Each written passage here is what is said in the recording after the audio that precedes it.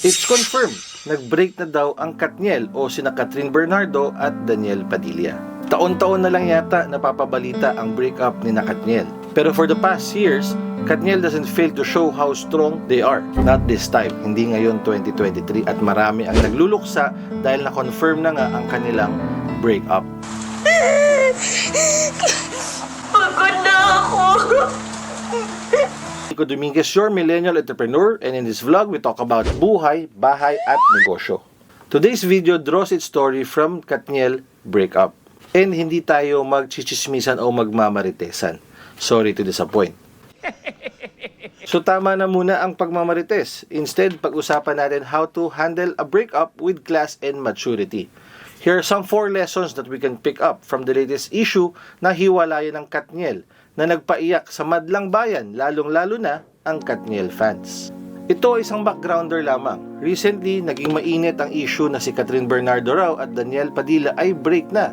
And what makes it a hotter issue is Andrea Brillantes was first pointed out as the third party. At yun na nga, noong November 30, kinumpirma na nga mismo ni Katniel na sila ay break na. At gusto mo pa talagang i-confirm, ito, ipopost ko dito yung kanilang mga statements sa kanilang mga social media platforms. Pero ito yung twist.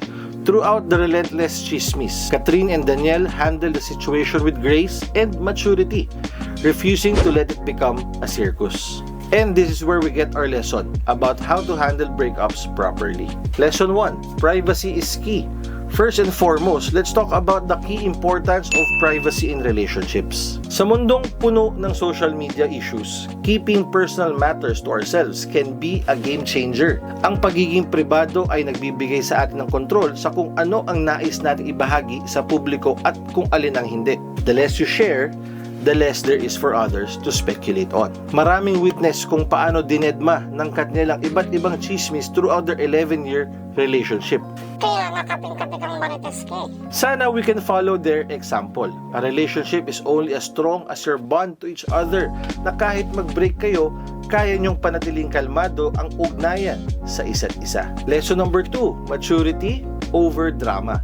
Take a page from Katniel's book, Adding Unnecessary Fuel. Instead of fueling the gossip fire, they chose to address the issue directly without adding unnecessary fuel. No Twitter wars, no cryptic post, just a straightforward confirmation. And I wish sana ganyan pa rin in the long run.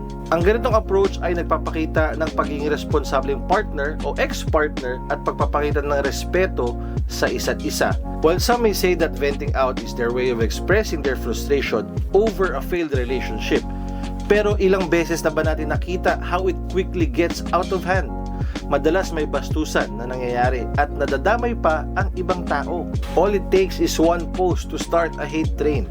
Kaya be wise how and where you vent out. Lesson number 3, focus on the silver lining. Breakups are tough. Walang duda doon. Pero amidst the heartache, there's room for growth and self-recovery. Gamitin ang oras na to para mag-reflect, matuto at lumabas na mas malakas ka sa kabila. Sa bandang huli, maaari itong maging stepping stone patungo sa isang mas maligaya at mas matagumpay na relasyon. Oo, sobrang sakit sa una na parang guguho na ang mundo mo. Iiyak mong lahat hanggang sa mapagod kang umiyak. Sumigaw ka kung gusto mo. Pero pagkatapos niyan, pick yourself up, look back, and try to see where it all went wrong. Don't be afraid to ask yourself the difficult questions like, saan kaya ako nagkulang? Or Saan kami nagkulang? what were the things we often didn't agree on and why couldn't we compromise? Bakit kaya hindi na namin maayos? Ako na lang ulit. I'm not saying you do all this in 24 hours. Take it one step at a time, but make it your goal to see the brighter side of your situation. Lesson number 4, support system matters. In times of heartbreak, mahalaga ang mga kaibigan at pamilya. They can provide comfort, guidance, at minsan they can even bring you a tub of ice cream for that post-breakup binge. Ang kanilang pagtitiwala at presensya ay nagpapalakas sa atin. Nagbibigay sigla at nagpapakita na hindi tayo nag-iisa sa pagsubok na ito. When we break up with someone, pinuputol natin ang ating ugnayan sa isang tao na binigyan natin ng oras, atensyon at pagmamahal. Ang taong ito ay naging sandalan natin sa samot-saring problema na ating pinagdaanan. Kaya kapag nakipaghiwalay na, it's equal to losing a part of you. That's why mahalaga na makasama mo ang mga taong pinagkakatiwalaan mo. They will be the ones to hold you up at your lowest point. Breakups can be a blessing in disguise.